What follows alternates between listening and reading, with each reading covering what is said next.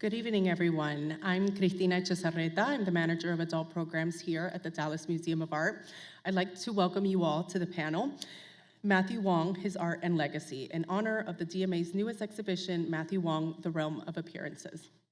We're honored that you've joined us today for this panel featuring Dr. Vivian Lee, curator of the exhibition, and the Lupe Murchison Curator of Contemporary Art here at the DMA, Dr. Lesley Ma, the Metropolitan Museum of Art's Ming Shu and Daniel Shu's Associate Curator of Asian Art in the Department of Modern and Contemporary Art, artist Kahn, and Matthew Higgs, Director of Chief Curator of White Columns.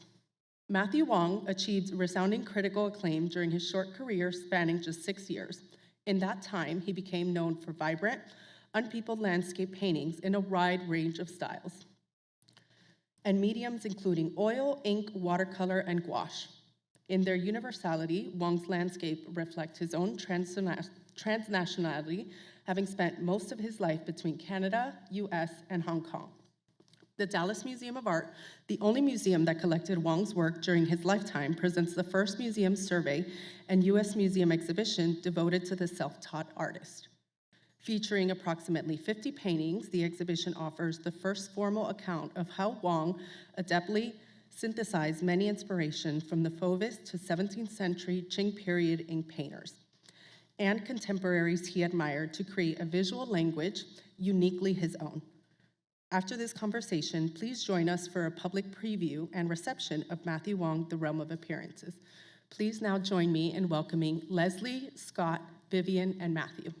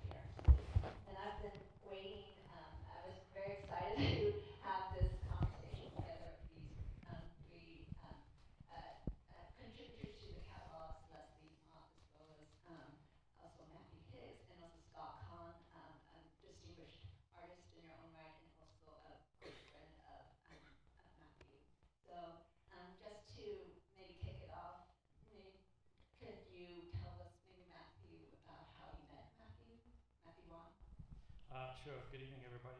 Thanks to Vivian and everyone at the museum for the invitation to be here. My first time in Dallas. I met Matthew Wong in 2016, and I met him online, which actually was quite common. Matthew was living in Edmonton, Canada, and he communicated with a lot of people, including artists and many other people, through social media and through email. And I think we might get to it later, but I think this is one of the really remarkable aspects of the narrative around Matthew's practice and his identity as an artist. But I run a not-for-profit gallery in New York called White Columns, and Matthew sent an unsolicited email to the gallery's info@whitecolumns.org account and introducing himself. And he very formally introduced himself as a self-taught artist. Those were his words. And he attached a handful of JPEGs of his work to this email, and he was asking if it might be possible to show his work at White Columns. And I wrote back to him probably about 2 hours later and said that, unfortunately White Columns programs were, full for the next year, and we weren't really thinking beyond that. But I just happened to be curating another exhibition for a gallery in Amagansett, New York, a gallery called Karma, and I invited him to participate in it. So within 2 hours of receiving an email, I'd invited an artist to show his work, and it turned out to be the first time Matthew's work was shown in the United States. And the following September, so 3 months later, the exhibition took place, and Matthew and his mother Manita traveled down from Edmonton to attend the opening, which is when I actually met him in real life or in person. And what you can see on the screen are two of the images that Matthew sent to me at that time. this is a shot of the exhibition, or one of the rooms of the exhibition, and also a shot of the dinner that took place on the lawn outside. The exhibition was called Outside, and it was one of the series of 3 landscape exhibitions Karma Gallery hosted that summer, each one organized by a different person. And I organized the final one. And the exhibition was sort of looking at the idea of the landscape as a kind of psychological terrain. And the title of the exhibition, Outside, alluded not only to the outdoors, literally, the world around us, but I was also interested in trying to make a play around outsider art, or so-called outsider art. So I'd say about half of the 30 artists that were in the exhibition were self-taught in one way or another. And this was something that's interested me a great deal. And I was interested in this juxtaposition, and it seemed to me that when I encountered Matthew's work by email, and certainly given his statement about himself, describing himself as a self-taught artist, that somehow his work seemed to resonate almost perfectly with what I was thinking about in the exhibition. And Matthew's works in the image are the 2 paintings that you can see to the side of the pillar, and one of them is actually included in the current exhibition that you'll see tonight. And his works are juxtaposed here with works by Annie Perlman, a painter based in New York City, and an artist called Helen Ray, who was an artist with developmental disabilities that lived in California. She died a couple of years ago.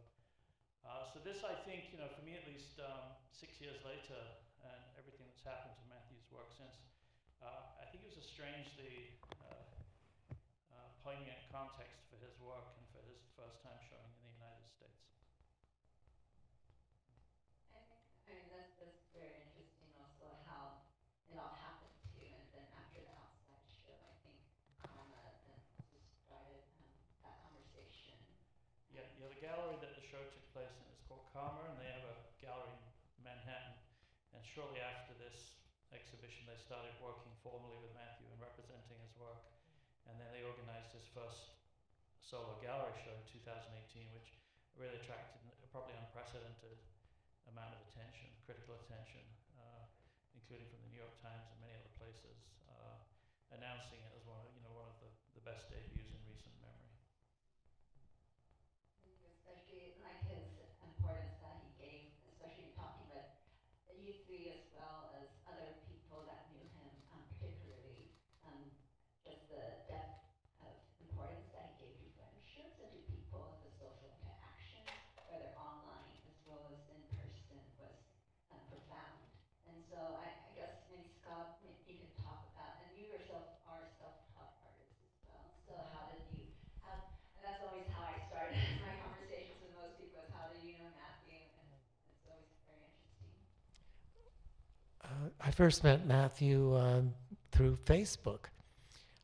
I was looking at the work he was posting, and at the time, it was kind of these ink drawings.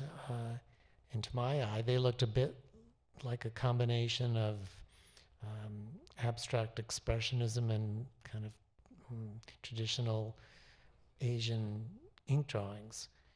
And so we started communicating on Facebook. And I noticed he was planning a trip to New York. I'm terrible with dates, by the way, so I think this was before he met Karma,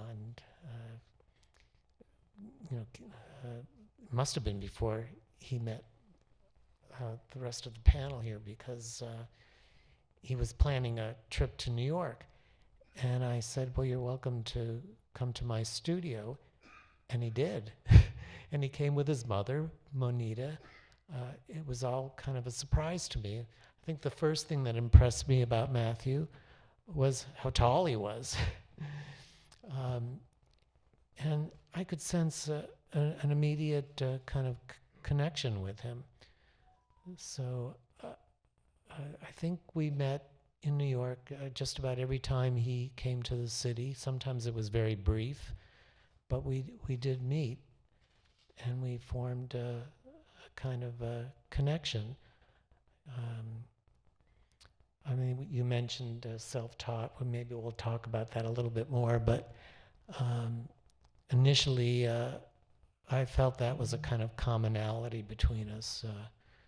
But to be honest, I've changed my mind a little bit about the term self-taught.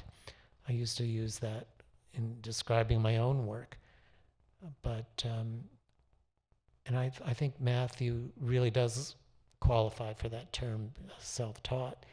But I think I'm a little too educated, and I studied too much, and I did take art classes. I didn't go to an art school, but I've changed my thinking. I've always used the term self-taught in the context of developing one's own voice, that you have to really throw off any derivative elements in your work to establish your own voice. It's almost like starting from scratch, and that's what I always thought about the term self-taught. But I'm digressing a little bit, but that's how I met Matthew, was through social media and Facebook. I guess, Lesley, you didn't personally know Matthew, even though you were living in Hong Kong around the same time he was as well. But especially in your essay that you wrote for the catalog about particularly his ink painting practice, I thought I thought your analysis about how he approached ink as a self-taught artist and not having that background is very insightful. So what kind of struck you when you first saw his ink paintings or ink drawings as well? So yes, I guess I was like you. I never met Matthew during his lifetime, but got to know him through his work. And I was quite surprised when I saw this group of ink paintings early on in his career. In fact, he started to play with ink on paper, with water also, with no brush, as his first experimentation into painting. He was trained in photography at School of Creative Media, a specialized school for art and new media. So technically he was trained, but in a different kind of medium. Painting is something quite different. So what you're looking at on the screen were some of his first ink works. Really, he was playing with that material in a way, learning about how chance and how the material itself between ink and paper interact with each other, and see how much control he could or could not have. It's quite common for artists of his generation to play with ink without so much of a sort of a cultural baggage. Many Chinese artists who of earlier generations will always struggle with whether their painting needs to be read more as Chinese painting or not, whether you use ink or not. So that's a lot of, there's a lot of sort of historical baggage and also kind of homework for artists from from Chinese heritage to work out. But for artists like Matthew and his generation, it's less of that issue, but it's more, how can I make the medium speak for me or work for me? And I think we can see very clearly here that he was trying out this heritage medium and see how he can use it for his own work. And being in Hong Kong, a place that historically have Chinese heritage as well as Western influences, this idea of navigating between cultures is something quite quite ordinary, I think, and especially for someone like Matthew, who's lived in many places, including Canada, Hong Kong, and mainland China. So ink painting is something that he started with, but he must have, as I was speculating, he did look at Qing Dynasty paintings, as his mother had told us, by Bada Shanren and so on. But he also was in the environment in Hong Kong where many artists were self-taught early on in post-war period when there were no art academies around.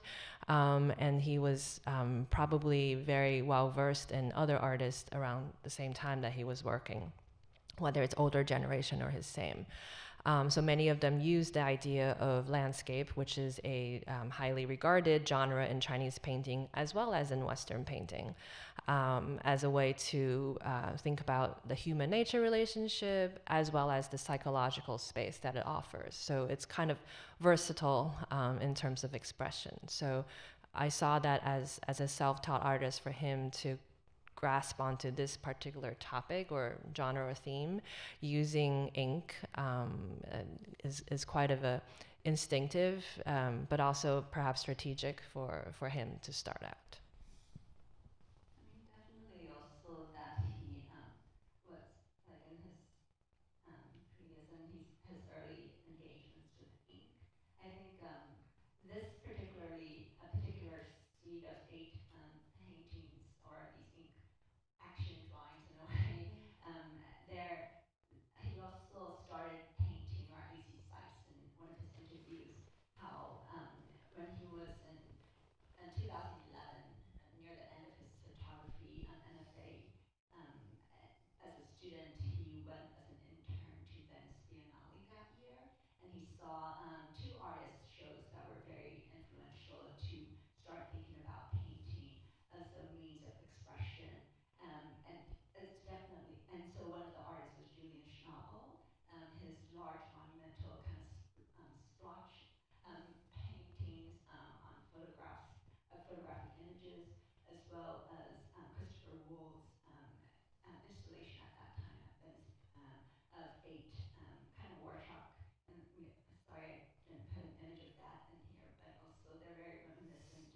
When I saw those images of Christopher Wool's kind of Rorschach monumental drawings too, and then I saw these early action drawings by Matthew Wong. I saw so much similarity.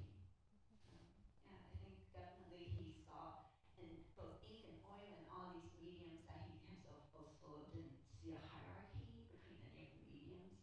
That he just saw painting as he recognized at Venice that painting can be a very immediate way of working, of expressing yourself, and he was very much about that immediacy of expressing not just a long story but something about that moment, and so the action, and especially in his early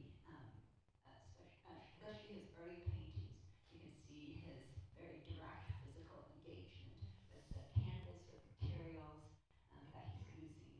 So I think it's also worth just pointing out that this group of early ink drawings, paintings, all have the title Unknown Pleasures, which is a title he returns to later in a painting that's in the current exhibition that's in the collection of the Museum of Modern Art. And the title comes from the 1979 album by the Manchester band Joy Division, which is kind of sort of iconic work of post-punk melancholia.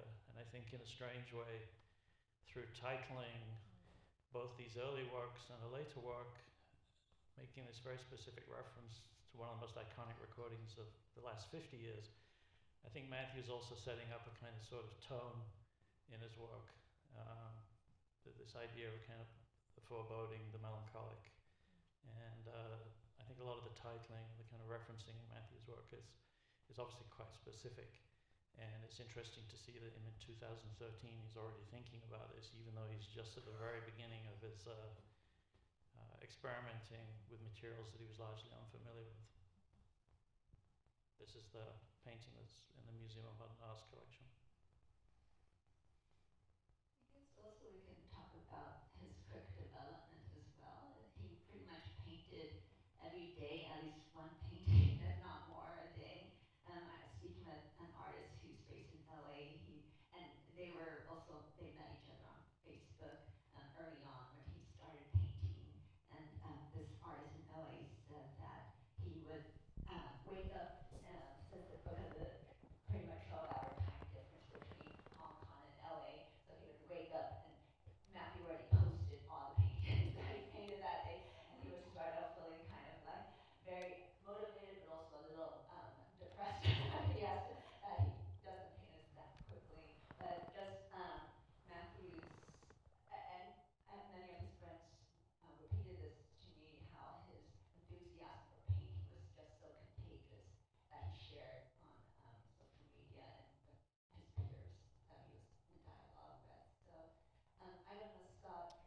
I was going to, I was going to add to what you're saying that, Matthew did have some, health problems. He had Tourette's syndrome and mild autism and clinical depression. And he spoke of that the first time we met. And he had been struggling with this his entire life. And when he finally started painting, it was kind of like I don't mean to say this in the wrong way, but a kind of a drug.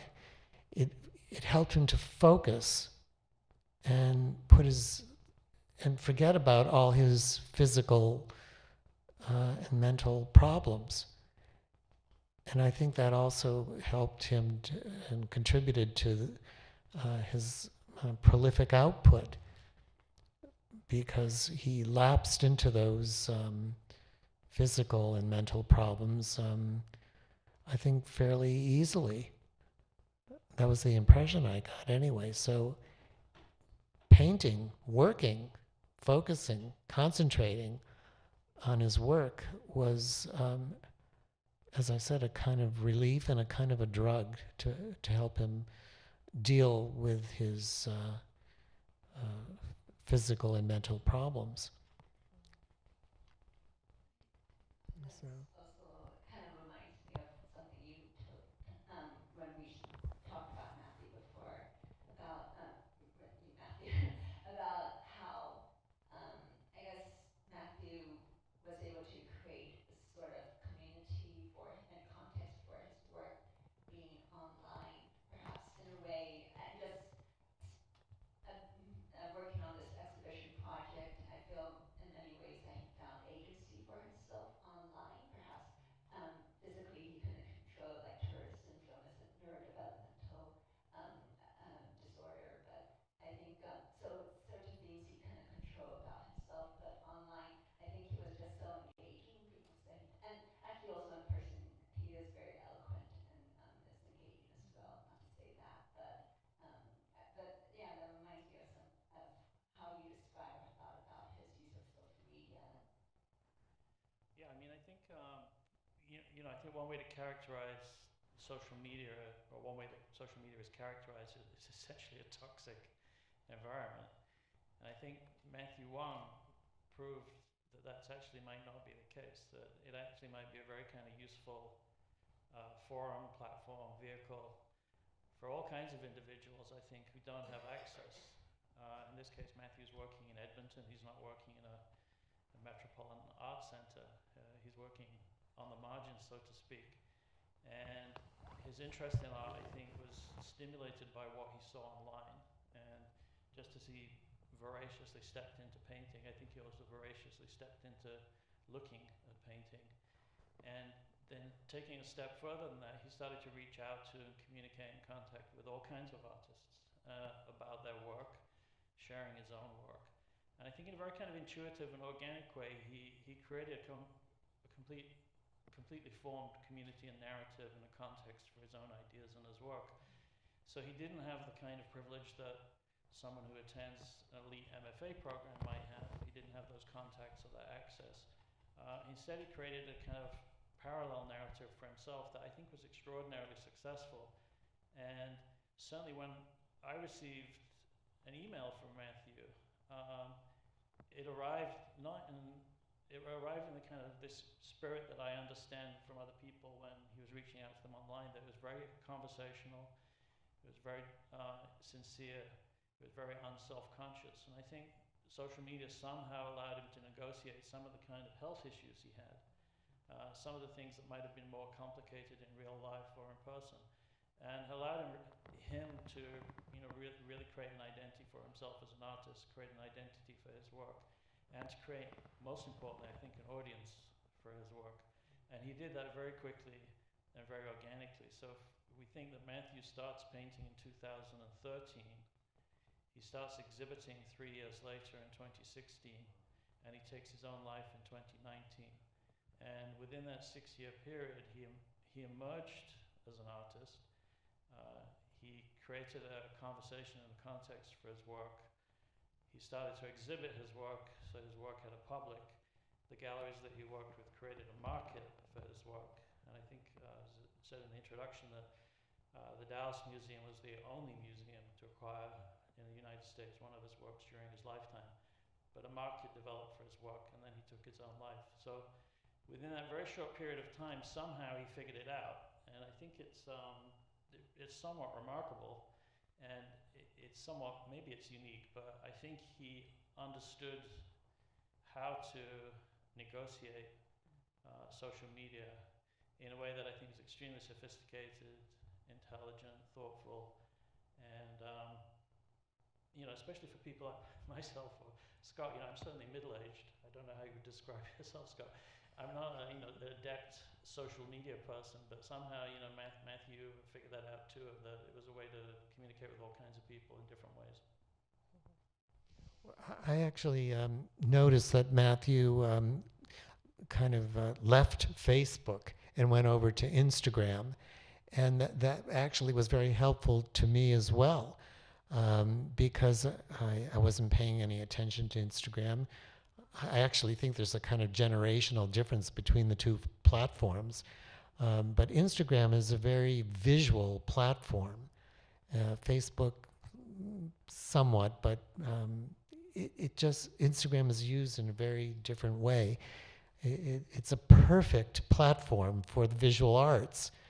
And as far as using social media, well, for myself and maybe for many artists, I think there's the time you spend in isolation in the studio and you need to be alone and focused.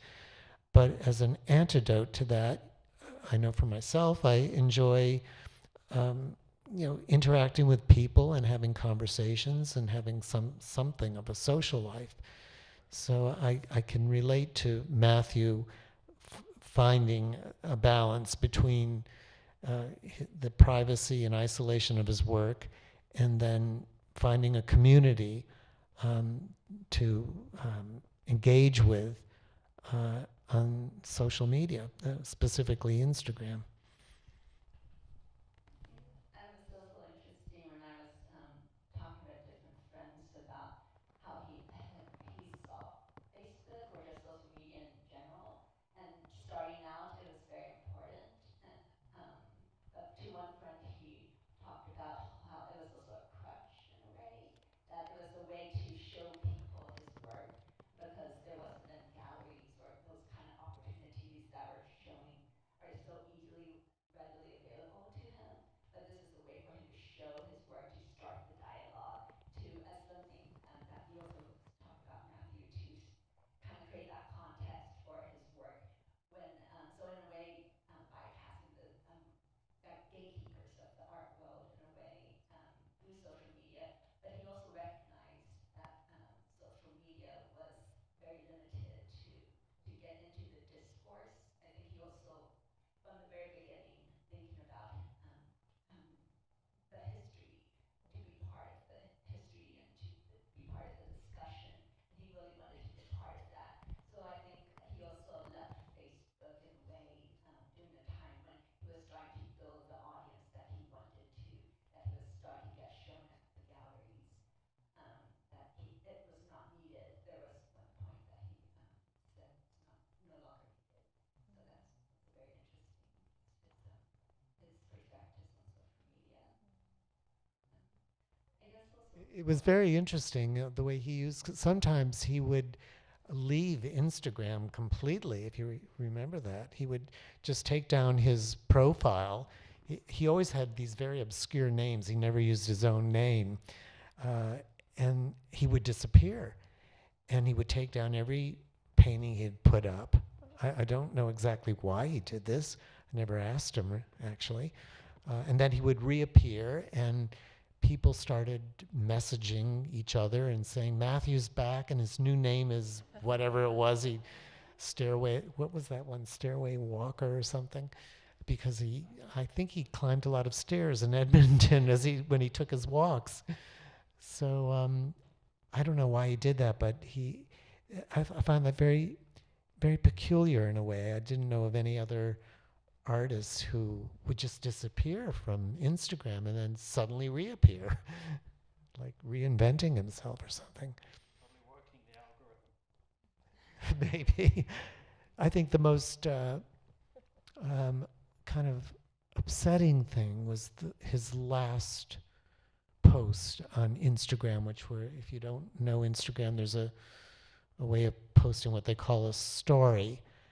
Story usually stays up for 24 hours, and there's a way you can post multiple images all at once.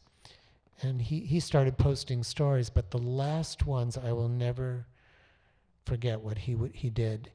It was like a goodbye and a kind of a summation of everything he was looking at and everything he admired. It was one image after the other. There might have been, I don't know, lost track, maybe 50, maybe 100, maybe more. One after the other would come flashing by in the story on the screen. There would be old master works, contemporary works. And it must have been everything that he looked at and inspired and admired. And only in hindsight, when I think back of those final posts on Instagram, it was like a farewell. Like archives in a way, like everything that he had in his mind, or that like a downloading of his mind. I think also just talking a little bit, and the storytellers are all very interested in talking about his influences too. I mean, he had so many influences. He had a photographic memory in many ways. He was studying not only online images of artists he admired, but also looking at library books, going often to the in Hong Kong. He was starting out the Hong Kong Central Public Library. So maybe Lesley, you want to start off by talking about some. I think you made some great points about artists that he was looking at, that you were seeing in particularly, especially his ink paintings, which haven't been talked about too much. Sure. I think any artist working in the Chinese-speaking region, if they're working with ink, they will think about predecessors in 20th century, artists of the generation pre-war or post-war, finding their place within the longer, 3,000 years of Chinese painting. So modernizing ink painting was a strong sort of narrative and strong pursuit of many artists of the 20th century. And by modernizing, it means that they wanted their work to be in dialogue with the Western modernity, but showing the Chinese modernity in their own way, whether it's subject matter, the way the painting is constructed, the composition, or the way to use the instruments and material.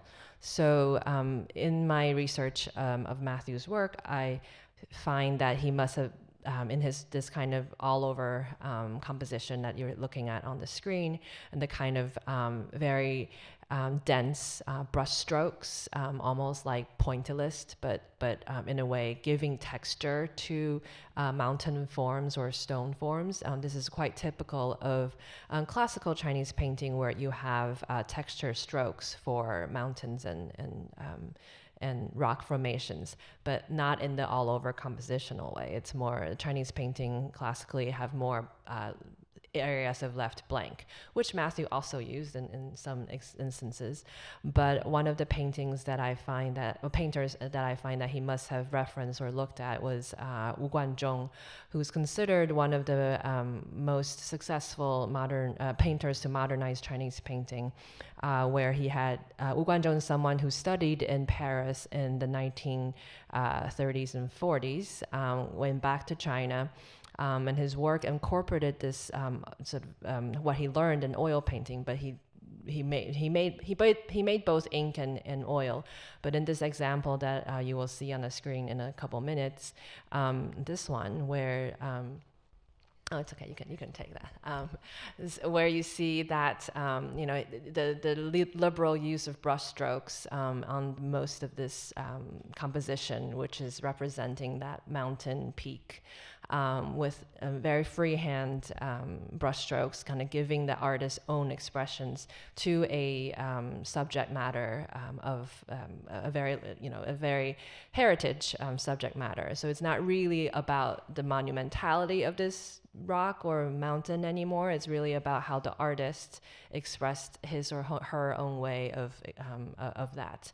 So you can see this composition and this kind of texture strokes from Wu Guanzhong's painting, and also pretty much you can see that in Matthew's painting, but in his own ways. And this composition, you see that red dot of either moon or sun, also reappearing in many of Matthew Wong's paintings. So this is my speculation. I've never really seen him say this, or but I feel that if you were living in Hong Kong, and also because Guangzhong, one of the best public collections of Wu Guanzhong's work is in the Hong Kong Museum of Art. So I would guess that for his time in Hong Kong, Matthew would not have not known about Wu Guanzhong, someone who's really updated the way of the usage of ink. I also thought that because Wu Guanzhong's popularity and in Hong Kong, he's actually was a Beijing artist. Many other older artists in Hong Kong post-war history had also used their way of updating paintings. So I think the next slide, you'll see two painters. Is it one up? So these are two artists, Zhu Yinghua, who is in his late 70s, early 80s now, and then Louis Chen, who had passed. Both of these artists were self-taught, meaning that there was no formalized art education. But they, as ethnically Chinese artists, they would use ink, but in their own sort of particular ways. Zhu Yinghua spent most of his life, his day job was working as a psychiatric nurse in one of the mental illness hospitals in Hong Kong. So many of his ink paintings have this kind of melancholy, also with this little person in a large landscape kind of motif, which you also see a lot in Matthew Wong's paintings. But if you think back on classical Chinese paintings, you'll also remember that many of these monumental landscapes would have a small person, kind of giving you that idea of, we are so small and the nature is vast. So I see a lot of similarities in emotion. I think a lot of these artists gave their own emotions into landscape painting, which is atypical in classical Chinese monochrome paintings. On the right, you see Louis Chen is someone who also self-taught, oftentimes use these kind of fantastical, sort of almost surrealist, but also landscape motif, but kind of traversed into other kind of areas. And so these are sort of two examples of artists working in Hong Kong, and Matthew would have known these artists around him because they oftentimes had exhibitions and people in Hong Kong collected these works, and so these would be in that context of Matthew's creation in that early period. And you can also see that the genre of landscape being so versatile, you can have something with very emotionally charged, but also quite fantastical, pleasant on the left. But on the right, it's almost, it's celebrating a ghost festival, so you kind of go in and out of this world and the next, the seen and the unseen worlds in that sense. So these will also be, I would say, where Matthew's sort of context would be. And the next slide is a work by someone of Matthew Wong's generation, Franze Lai, who is not self-taught. She was trained as a graphic designer. So I guess still self-taught because she didn't go to school for painting. But I think the idea of, she's known for her kind of melancholy paintings of human figures that are in oftentimes strange, drab urban settings, kind of nondescript, strangely proportioned. And Matthew had referenced her in one of the interviews early on, that he was inspired by Franze's way of using colors and positioning people. So these are just several examples that I felt some of the existing sort of criticism and writings about him that hadn't really covered about his sort of what his work, how his work would have fit in the Hong Kong context and the context of Chinese painting.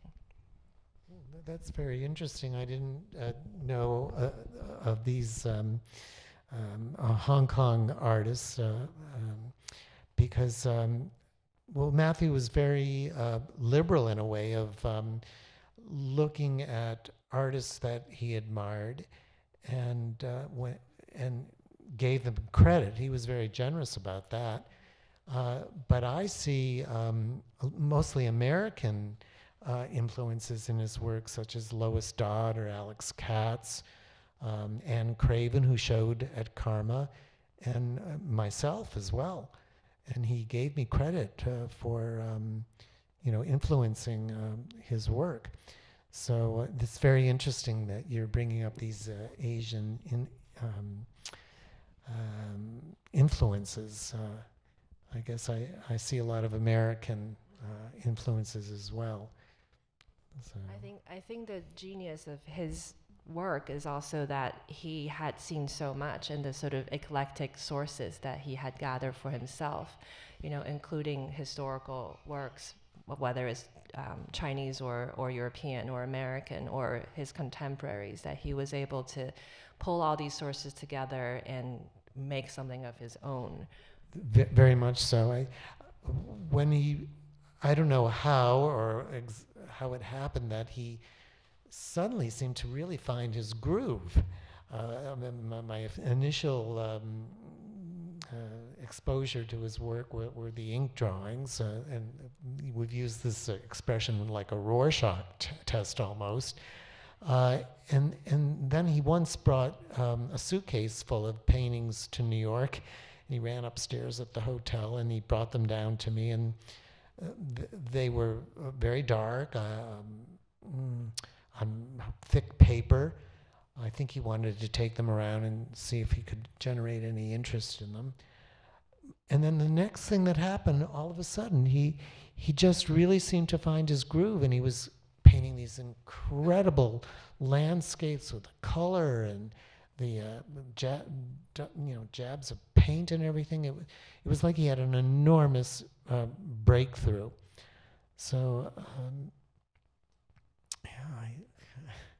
think in the exhibition's catalog, there's a conversation between myself and Vivian, and towards the end of it, we're talking about Matthew's relationship with painting and with other painters and with the history of art. And I think there's something very unself-consciousness about the way that he absorbed ideas from other places. I don't think it was a kind of borrowing. I think it was almost like a kind of absorption and osmosis. And I think it's very easy to recognize a lot of the influence references or departure points in his work. But my feeling all the time that I knew Matthew, and in fact when I first saw his work as a JPEG and then included it in the exhibition, was the minute I opened the JPEGs, the work felt familiar to me. It seemed to resonate with all kinds of thoughts, all kinds of ideas, all kinds of earlier work that I was aware of. But somehow, as you mentioned, within that, he found a kind of position for himself. And I always felt that Matthew wasn't trying to reinvent painting. I don't think that was part of his project. I don't think he was necessarily interested per se in being a wholly original voice. I think from my perspective at least, I felt that he was more interested in seeing how painting could work for him and how he might find a place within painting for his voice, his ideas, and his thoughts. And I think we've alluded to it or mentioned it before, but this extraordinary prolific practice where he's making at least a painting a day for at least 4 years and working through ideas at that kind of speed. And you see this acceleration in his work, and you just mentioned it then that he found a groove. And you really see it between the works that I showed in September 2016. By the time he has this short Karma, less than 18 months later, he's fully formed as the artist that you can see tonight in this retrospective exhibition. So within the space of 2 years, he goes from being a painter of awkward paintings, such as these, but I think they're very interesting paintings, to an extraordinarily sort of talented master of the languages that he was interested in, and that's the work that we know. But it happened very quickly. I think that he also since he was painting so much every day that he developed so quickly because of that. And this retrospective, I mean, it also, in a way, doesn't account for the first years of his painting. Actually, his painting in 2013, many of them are very kind of like Joan Mitchell or de Kooning, like he was looking at many these gestural abstractionists, and so very different. They were not landscapes, and so there are different points of breakthrough that he came to, and in one of his last public talks that he gave at the Whitney, at the book launch of Landscape Now, that he was included in, and he talked about this finding landscape. So before he was doing more gestural, like a lot of colors and sometimes also more darker colors. But then when he said one time at the public library he came upon the Chinese ink painting section, and then he was learning more about the history as well, and also the materiality, just improvisational nature of ink as well. And he just saw the enormous capacity, both technically as well as also conceptually, this kind of interior landscape that he can also construct through this genre of landscape, just the genre of landscape being so expansive and versatile, as you also discussed. So then that kind of switch, and you can start seeing him. So his emergence of landscape, that genre, is really becoming very central to his art practice. He also made other works such as figural as well as interiors that are quite beautiful as well. But definitely his landscapes, he kept on going with that and just kept on breaking through, having more and more developments and high points in that. It's interesting because I think at one point there was always a figure in the landscape, and then at some point later on, I stopped seeing the figures. It was very interesting. There were no figures in the landscapes. I don't know if anybody else noticed that. Yes, there is a painting, I think from 2015, that he showed in Hong Kong. There was an exhibition that he made in Hong Kong then. It's an oil painting that you'll see in the exhibition.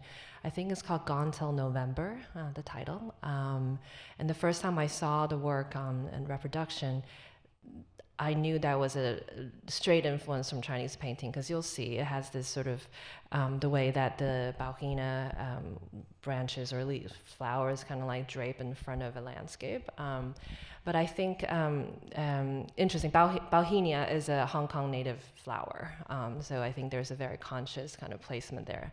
I'm guessing that's what it looks like. But I also thought that in his investigation of ink painting, living in Hong Kong for that period of time, he was also quite conscious to not have his painting labeled as Chinese. I think it was, you see the influences, but you won't sort of tell that, oh, this is a painting by a Chinese artist. And there are some conversations that I was reading about that he had with his friends, that he was really conscious of looking at what contemporary Chinese painters were doing, and what he wanted to avoid, and how he wanted his work to be maybe breaking out from that category, by nationality or by culture. So I think those kind of influences, that's why he was able to sort of, he wanted to internalize a lot of those influences and try to turn another way to use landscape. I just want to bring up that these are some examples of his photography, just to also acknowledge that he did have some practice or some education, more institutional education in that way, when he was pursuing his MFA in photography. But they are, so he did, this is more street photography he was interested in, of people on the streets. Some of them more abstract with ceiling, but predominantly most of them were of people on the street, figures on the street, usually solitary figures or people in contemplation, pensive. So the figure has been part of his interest, but yeah, just finding his own place in the world, I think, became very interesting for him. And I once said to him, I'm not trained myself in figures. And I said, when I do include a figure, I make it small because I don't want to bring attention to the fact that I'm clumsy painting a figure. So I don't know if that impacted him, but sometimes I would see very specific references to paintings of my own. And when I first saw that, I was actually kind of horrified. I felt like I was being, robbed or something. But there, of course, was enough difference. I mean, I would know that because I'm very sensitive to, my own work. No one else might see that in Matthew's work. And then I realized, there's two paintings right there that I just felt he had looked at this painting and it inspired him, yeah. But it's so original and he does it in his own way. I couldn't hold that against him, of course. I mean, I had to admire him for doing that. But he looked at a lot of artists. I can see other American artists, like, as I mentioned, Lois Dodd, Nan Craven, and I can see kind of specific elements of those artists in his work. But you would have to know all those artists and some of their work, I think. In an interview, he gave a long list, and so I asked him about his influences. You won a few, and he gave like a whole paragraph, and he was like, there's many more. So I think just the exercise of listing out all his influences would be an exercise. I once said to him, I think one of the most important paintings an artist can paint is a self-portrait. And he, as far as I know, he did paint one self-portrait. I do believe, to this day, I feel that is probably the most important painting an artist can paint. There's a couple that he had with self-portraits, and there's one, I think I put it in here, where it's called The Painter that he painted, and it's, here it is. So, kind of like in a cave with at first I saw the opening as a crown, and he himself, because Wong, his last name, means in Chinese, the king, and so there are other paintings. We have one in the kingdom and the show, where I think it's a reference to himself, but also not as king in power or enthroned, but kind of also looking at the king in isolation or distanced from others as well. So kind of see this also in the way of a self-portrait. I think we have some time for Q&A, Christina. So maybe this is a good way to open it up to the whole audience. And thank you so much for being here. And I hope very much to be in conversation with you as well and your questions.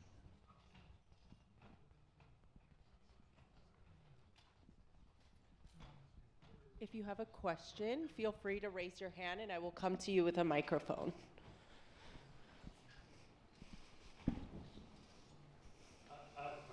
Yeah. I have a question for Vivian, but it's also, I guess, for the museum too, because I think from an art historical perspective, Matthew's exhibition that opens this week here is probably unprecedented. An artist who only practiced for 6 years and only exhibited in public for 3 of those 6 years is having a retrospective 3 years after he passed. And there's probably no precedent for that in the entire history of museum exhibitions. I'm sure there is a precedent, but I'm not aware of it. And I was wondering what issues does that bring up for you as the curator in the museum when at this stage, Matthew was very successful during his short life as a painter. His works achieved a really significant value commercially. But the consensus that forms around an artist's practice often takes decades. And in this case, it's all of those time frames compressed because of the compression in Matthew's life. So I was just curious about how you and the institution approach that side, that aspect of his work. That's an excellent question. And for myself, when I started researching, I wasn't sure if it would be a retrospective because that is a whole survey of a person's career.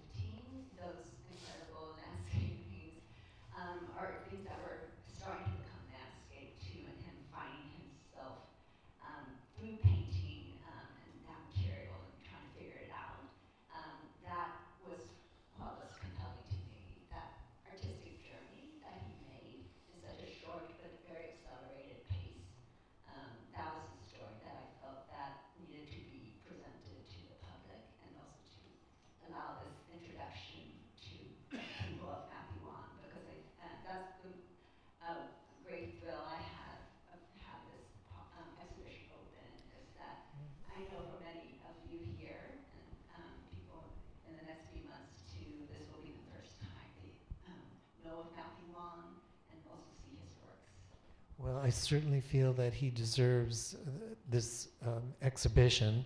I remember when he died, I don't know who posted his death on Instagram, but the outpouring of love and the response to his work was staggering. I've never seen anything like it. He had an enormous audience. And I think what distinguishes Matthew from other artists of his generation is that he had depth and poetry. And that is very, very rare for any period of time. So, yes, he needs to be recognized for the depth and the poetry that is imbued in his work. It's very personal work. You don't find that very often. I think the comparison to Van Gogh is very apt, because when I've been to many Van Gogh retrospectives, and they're always packed. And you don't need an education to appreciate and respond to a Van Gogh painting. The connection between the artist and the viewer is direct. There are no barriers. It's instantaneous. And Matthew's work has that quality, and it's very, very rare.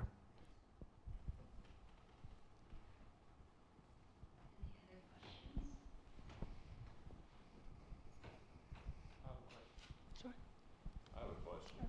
So, Matthew also, he exchanged quite a lot of works with other artists.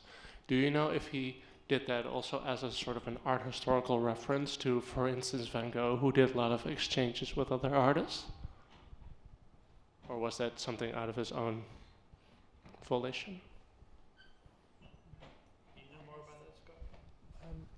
I know he did, but he was generous of spirit in every sense of the word. He wanted to help people, and if he admired somebody's work, I think he would like to exchange it. He had built up a friendship, even if it was kind of virtual. I have to give Matthew a lot of credit for what he's done for me. I was an unknown artist. I'd gone into an eclipse for 15 years. And his career was ascending, and he bought a painting of mine. And he put it up on Instagram. And that set off an avalanche of interest in my work, which has gone unabated to this day. And I'm indebted to Matthew for what he's done for my life. You touched on something I think is ultimately quite important, and I think the more time passes, the more we'll understand about this side of Matthew and his work, not just the people that he was communicating with and the nature of those communications, but when he achieved success, which was quite instantaneous from his first show in 2018, not just critical success, but economic success, he started to collect art. And I think it's a relatively unusual thing for a relatively young artist to immediately start into buying work by other artists. And he acquired work by deceased artists. And it seemed to me that it was just an extension of something he'd already begun 6 years prior, which was this idea of his work in relation to other artists' works, and other artists' ideas. And I think one of the interesting things I noticed last night when we were in the galleries here is that a good number of paintings in this show are from the collections of artists. So Jonas Wood, Cause, Julia Chang, Jonas Wood, Shiho Kasaka, Jennifer Guidi, Rashid Johnson, Sheree Hopton. So I think that's also interesting too, that we talk about artists, and I think Matthew really was an artist because he thought about other artists in that way in relation to himself, and that sort of sense of a kind of shared endeavor or community. Ultimately, I think it's fundamental to the work, to its reception, to his success, and to whatever the legacy is, of which this exhibition is one of the the first steps in developing a legacy around his practice. Thank you. Over here on my left. I don't really have a question. I'm just wondering Yeah, thanks very much.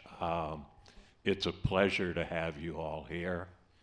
You've told us a very tragic story about a fine artist who died way too young. Now, Scott, you used the word drug twice, and I'm going to use that as kind of my way in to a question here. You didn't talk about art as therapy. That wasn't your word. You talked about art as a drug. Now, we're to understand that this is a man who had lifelong clinical depression and then was on a manic binge for 4 years, producing at least one painting a day, which, in my understanding of depression, sounds horrific. It sounds like something's going to explode. So back to the word drug.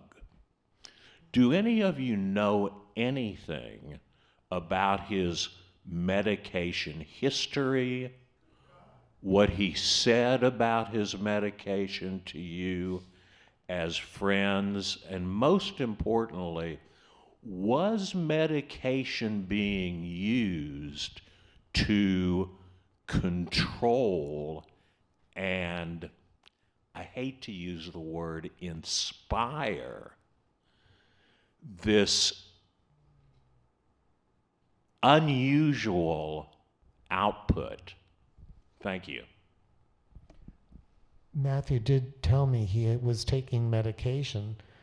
I think, I don't know what specifically what the drugs were, but I don't think they helped him all that much. It wasn't enough. And you have to remember, it was a combination of 3 medical problems, not just one. And I think that's why I use the word drug, because the medication wasn't totally effective. He still had these problems. They were deeply embedded into who he was. But the painting, he said to me, it just really helped him to focus and to not forget his problems, but to kind of escape them, maybe, get away from them, just forget them temporarily. So of course he would want to work maniacally, because it was impossible to escape these problems. I mean, the last time we met was a lunch at his favorite restaurant right next to Karma in New York.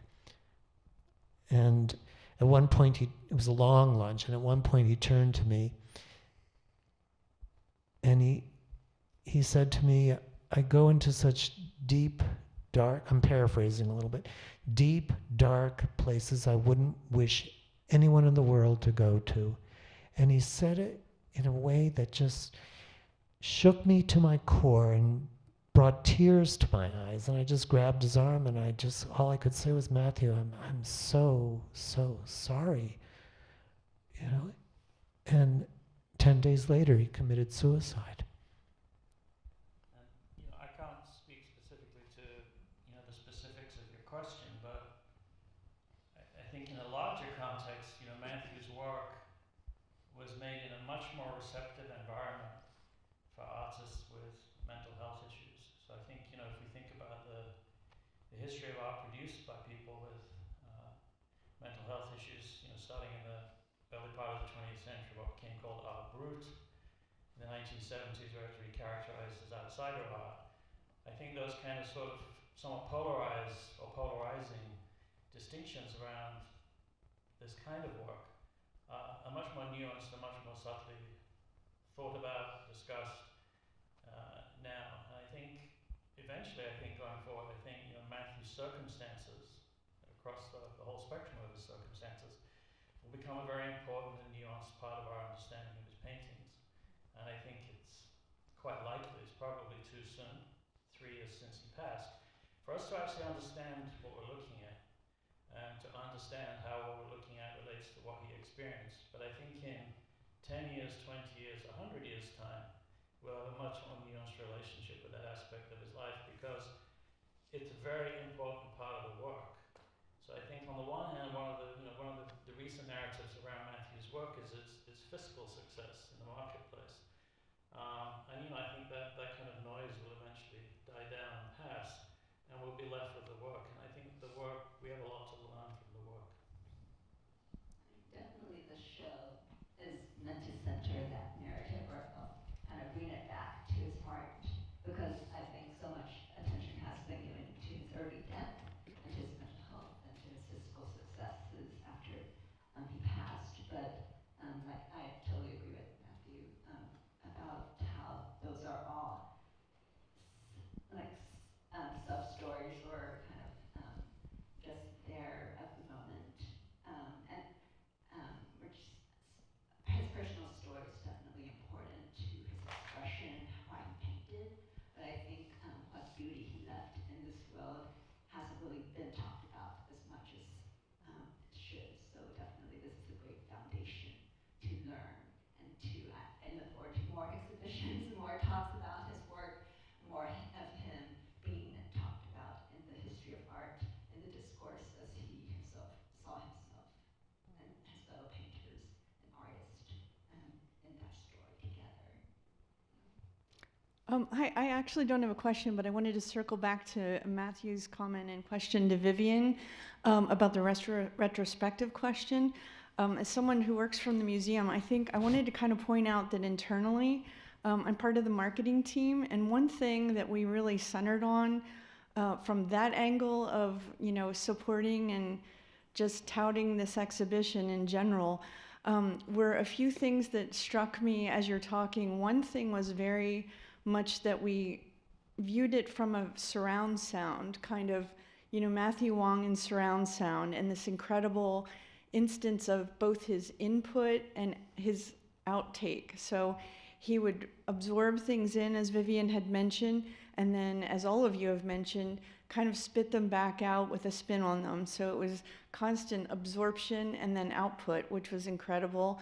I also think that one thing to kind of concentrate on and that we focused on in marketing all of the aspects of his inspiration and his relationships was the just incredible reciprocity, which I think you've all mentioned, is relationships, the give and take, the incredible almost rubber band effect of his giving and taking to all of you. Scott, you mentioned that, how that impacted your career.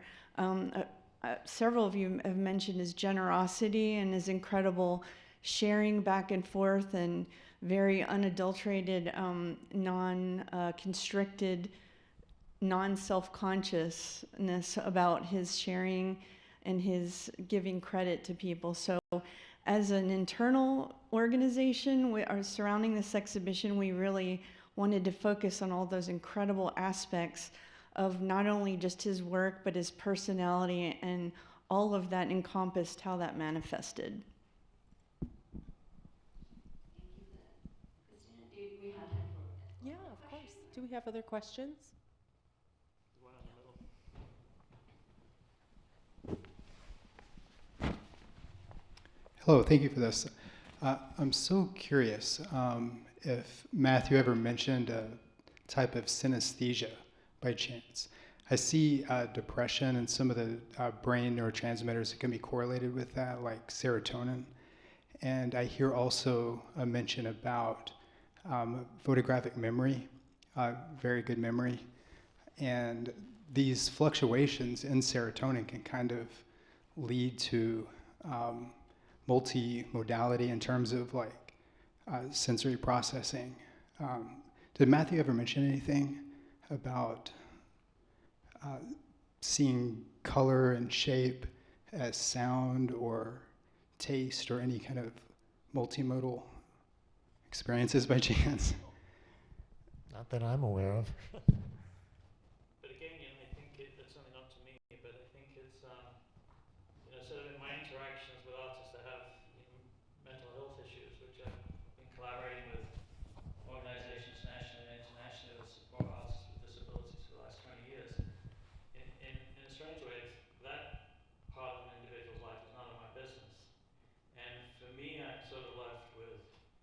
what's my relationship with the work, and how does the work operate?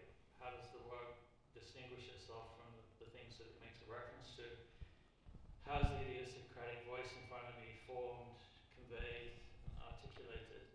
And I think Matthew's work presents us with a really interesting set of concerns when we're stood in front of it. And the more that we know about his history, the more I think we can start to create a complete picture of our relationship with his work. And I think, there was a very interesting article in the New Yorker 6 months ago? Yeah. 6 months ago, it was a very long 25-page biographical essay about Matthew, written by a writer called Rafi Khachaturian, who spent almost a year writing it. And he spoke to, I think, 50 or more of Matthew's friends and colleagues and family members. And it's the most comprehensive picture we have of Matthew Wong, his life, his struggles, and his art. And I think for a long time, maybe the next 10 years will be the definitive text in relation to Matthew's work. So I think if anyone's interested, I would encourage you to read it, because if you didn't know Matthew, I think you could read that article and step away with a very clear idea of him. Not the perfect idea of him, but I think a very clear sense of who the individual was. And some of the things that you brought up, the gentleman at the back, and some of the things that you alluded to there are probably alluded to in that article too. And I think as we go forward, we might have a greater understanding and interpretation of some of those aspects of Matthew's life. But just as Matthew was a public artist, I think he really was a public artist through social media, he was also an extraordinarily private individual. And I think the space between those two ideas we may never resolve. So we have the work in between those two spaces forever, and then it's up to us, I think, to figure it out. I think you always have to make a distinction between the artists and their personality and their private lives and their work. I mean, you can mention historically, so many artists. Beethoven was considered impossible to work with. Think of Wagner and his personal life and opinions. You really have to distinguish the personal life of the artist and their work. That's just my opinion. I think you have to make a distinction. Just maybe to plug another program that's kind of related to this exhibition, but also evolved on its own. Tomorrow for our Arts and Letters Live event at 7:30 right here in the auditorium. Temple Grandin, who is